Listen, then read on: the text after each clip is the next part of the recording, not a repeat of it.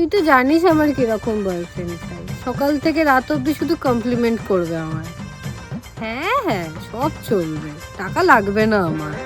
না, এখন তো ওরকম পাওয়াই যায় না। টাকা ফাকা কি হবে বল? কি টাকা লাগবে না? তার মানে এখন গিয়ে ওকে কমপ্লিমেন্ট করব, আজকে প্রপোজটা করেই দিই। বলছি শুনছেন? আচ্ছা, আপনি কি কখনো কোথাও থেকে পড়ে গেছিলেন? মানে খুব লেগেছে তাই না? কি? কোথা থেকে পড়বো আমি? যখন আপনি স্বর্গ থেকে পড়েছিলেন, পুরো অপ্সরার মতন দেখতে আপনাকে। মাথা খারাপ হয়ে গেছে নাকি আপনার? আপনি কে? কোথা থেকে এসে এইসব উটকো কথা বলছেন? আচ্ছা, আপনি কি গাঁজা চাষ করেন? কেন, আপনি কি গাঁজা খেয়ে এসেছেন এখানে?